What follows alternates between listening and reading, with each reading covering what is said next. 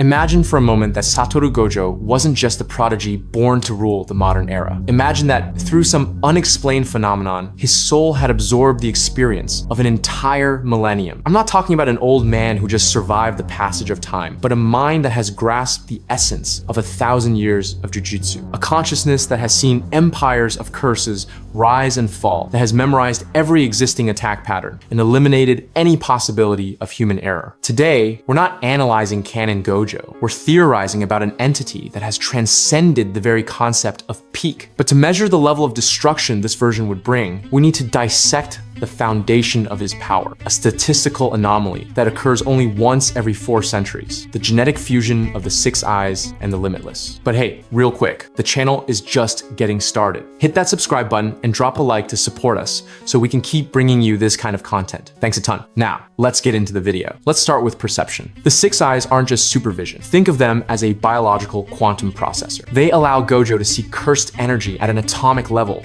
ensuring his energy waste is virtually zero. It is this efficiency that fuels the engine of the limitless. And what is the limitless? It's the materialization of the paradox of Achilles and the tortoise. In mathematics, between 0 and 1, there are infinite numbers. Gojo brings this into reality. Any attack trying to reach him must travel an infinite distance, slowing down until it freezes in space. From this spatial distortion, he draws his arsenal. Blue, which forces the existence of negative numbers in space, creating a gravitational vacuum that implodes everything. Red, which inverts logic to generate an explosive repulsion. And hollow purple, the singularity that collides both forces to create an imaginary mass capable of erasing matter from existence. Now, take this divine toolkit and apply 1,000 years of refinement. What changes practically? First, absolute automation. In the anime, Gojo already keeps his barrier active 24/7, but it requires constant brain effort to heal via reverse curse technique. With millennial experience, this would change drastically. Gojo's brain would have evolved to withstand the continuous flow of information without the need for manual resets. The limitless would cease to be an active technique and become a vital function like breathing or circulating blood. He could be in a coma, asleep, poisoned, or totally distracted, and the barrier would remain impenetrable. That scenario where Toji Fushiguro manages to catch him off guard due to mental fatigue, it would never happen. His defense would be an immutable law of physics, not a tactical choice. Offensively, the leap would be brutal. Forget hand signs or chants to amplify power. Millennium Gojo would have such a deep understanding of energy that his basic strikes, like blue and red, would naturally come out at 120% output or higher. He could use short-range teleportation not just for travel, but to create residual speed clones, attacking from multiple angles simultaneously in a fraction of a second. He could fire hollow purple instantly, without warning, and would likely have total control over the mass's trajectory after firing, curving space to chase the target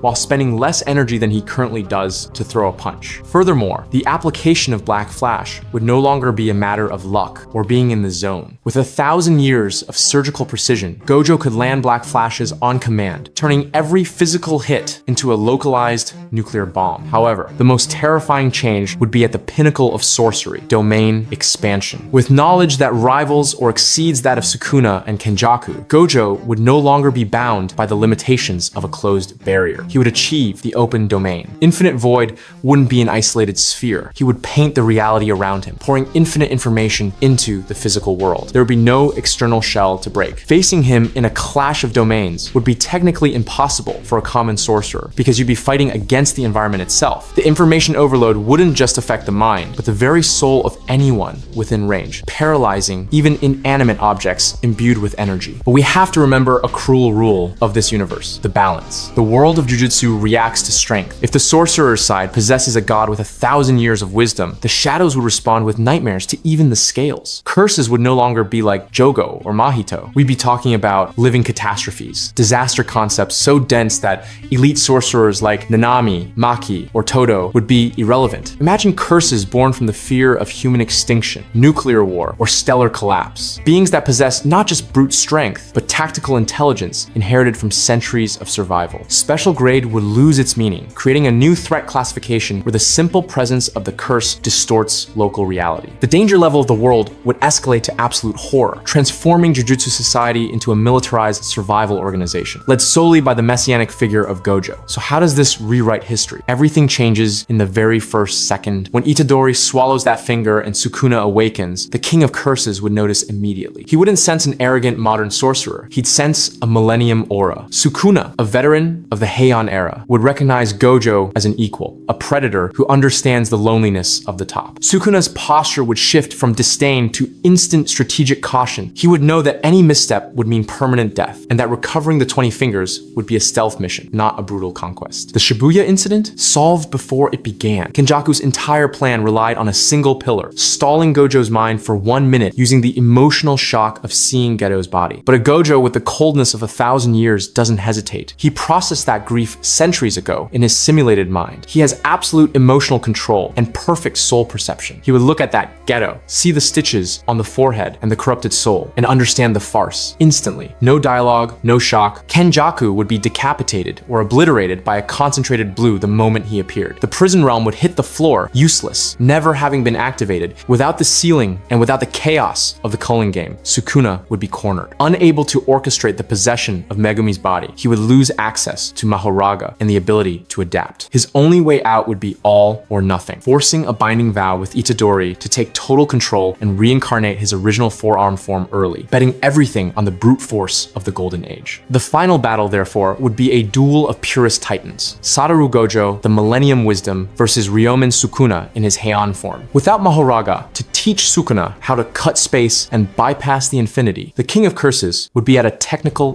disadvantage. And here we'd see the real difference, a clash of open domains. Infinite Void and Malevolent Shrine would collide without barriers. Visually, it would be the apocalypse. Sukuna's demonic shrine trying to slash the universe, while Gojo's cosmos tries to overwrite the shrine's existence. The sure hit effects would cancel each other out. The fight would turn into a physical massacre inside the domains. Sukuna would try to use Fuga, Fire Arrow, creating a thermobaric bomb. But Gojo, knowing the thermodynamics of cursed energy for a millennium, would neutralize the heat by compressing the space around the flame with blue, suffocating the explosion before it happened. Gojo would abuse binding vows in real time. He could temporarily sacrifice the vision in one eye, or the ability to use red for 24 hours in exchange for a sudden 200% increase in the limitless output, breaking Sukuna's guard. The outcome would be inevitable, but tragic. Gojo would find a gap in the physical defense of Sukuna's forearms. He wouldn't use a gigantic purple that would destroy Japan, but a surgical application. A tiny hollow purple, the size of a needle, injected directly into Sukuna's core of cursed energy, forcibly disconnecting the King of Curses' soul from Itadori's body. However, the magnitude of this divine battle would demand a price. Itadori's body would be destroyed by the spiritual and physical pressure of the combat. Sukuna would die exorcised. Itadori would die as a hero who contained the beast. And Satoru Gojo would remain standing. He would emerge victorious as the strongest sorcerer in history,